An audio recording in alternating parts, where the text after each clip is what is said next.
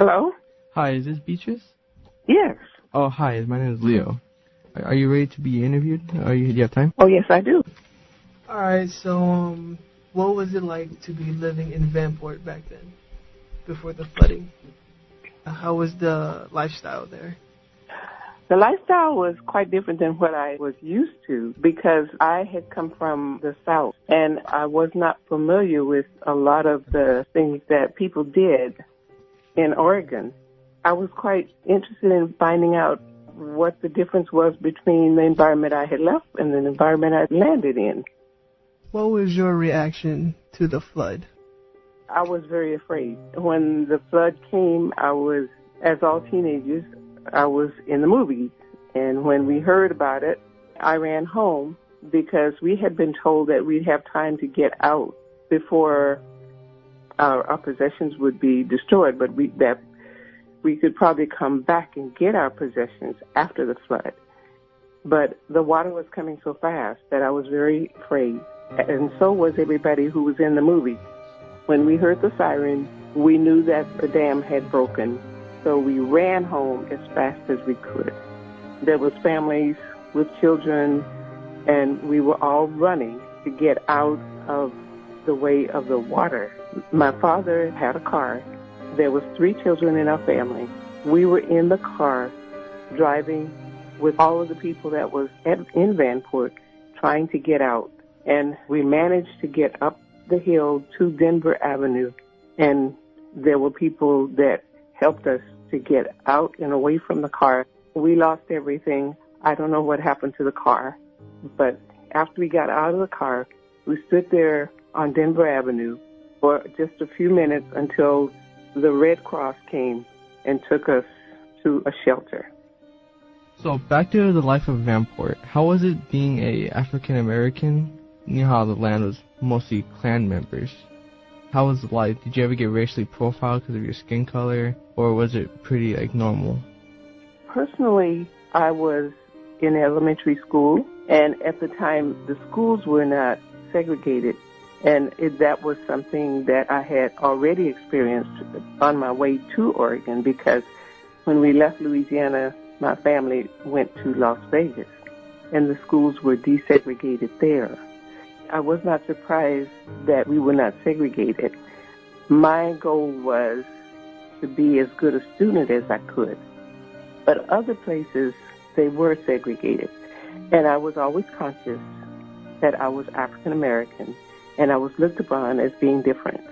I was looked upon as being the typical African American from the South, with people having the impression that we were ignorant, we were behind in school, and I wanted to prove that we were as equal as anybody else in America. One other question. So, the day of the flood, do you remember any huge, vivid memories besides the car that you lost and driving and running back home? Oh, yeah.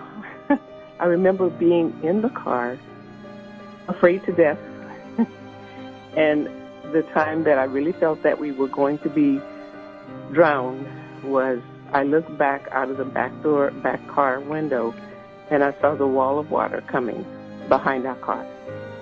And I knew that if we couldn't move fast enough, we would be drowned. That was what I felt.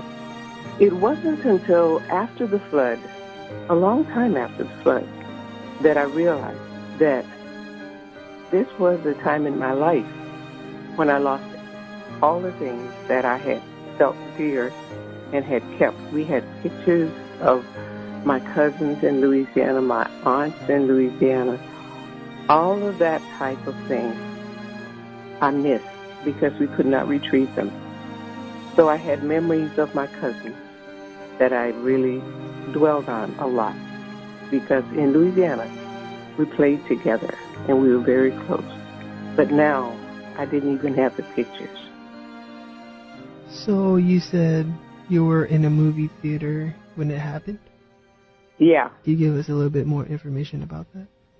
It was Sunday afternoon, and that was the thing that we looked forward to doing. And so every Sunday afternoon, there was a movie shown, at the theater at 3 o'clock, and we would always go there. And so it was, the group of teenagers, like 14, 15-year-old kids, enjoying the movie. And that got interrupted. And I don't know how many of us now, who are living, could even remember really what the movie was, because when we heard that the dike broke, everything went off, and we took off.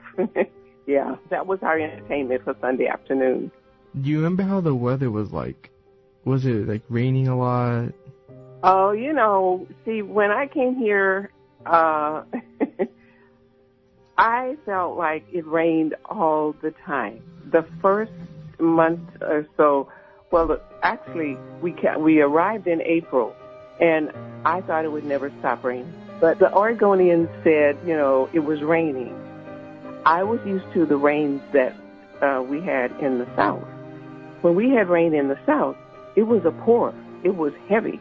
It was real rain. Oregon had what we called a continuous mist. Our family didn't say, well, this is rain. It's not really rain. It's not the rain that we know about. But it wouldn't go away. It just kept coming. So I got pretty tired of that. But, and it took me, probably a couple of years to get used to the fact that this just was a different climate. Do you have any friends there that you met up with after the flood, or, as of now? After the flood, I finished high school at Roosevelt High School, and some of the students there, the black students, they had survived the flood.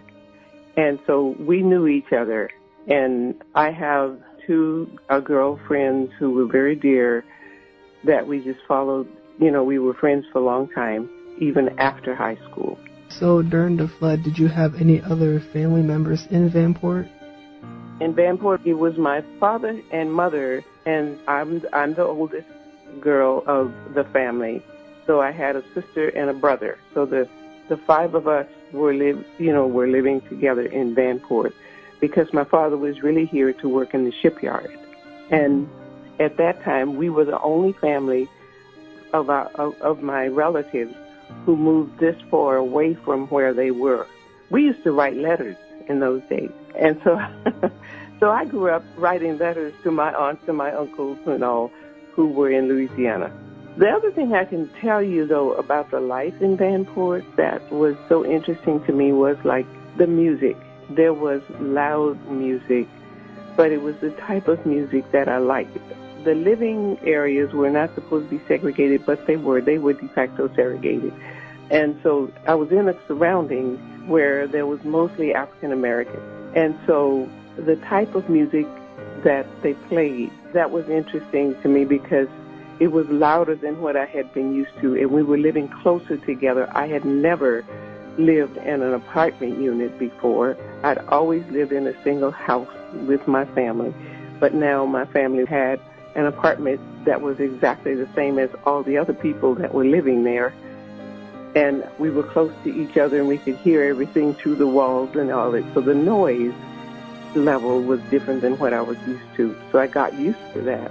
But there was recreational centers. They had, recreation centers throughout Vanport. I forget, I think it was maybe about 5 big recreation buildings where we could go for gym and play basketball and games. And on Sundays they had church services there, and the services were, interfaith groups. And so on Sundays, that was a big day for us to go to church. But we could go to the recreation center and do skits or whatever we wanted to do, drama and everything like that. So that part I remember because it was very positive. I never got into fights. I saw kids getting into fights, but I never was that kind of person that would fight. My father was a deacon in the Baptist church, and so he said, we don't fight. I grew up not fighting. Could we get one thing that you miss the most about living there? One thing that you wish you still could have? I would like to have the pictures of my cousins because that was such a close tie to where I was from. Have you visited Vanport since then? I've been over there. I still have to go back. But yes, after the flood, we were going over there and watching to see when the water was going to recede. We went over there quite a bit then. But after that, I didn't go back a lot. Thank you. Mm-hmm. Yeah, thank you so much. Oh, you're very welcome. Do you want us to forward a link once we make our documentary, or do you just want to leave it at that? I would love for you to forward a link. All right. Thank you. We'll do that Okay. for you. Have a good day. All right. Thanks. Thank you. Bye. Bye-bye.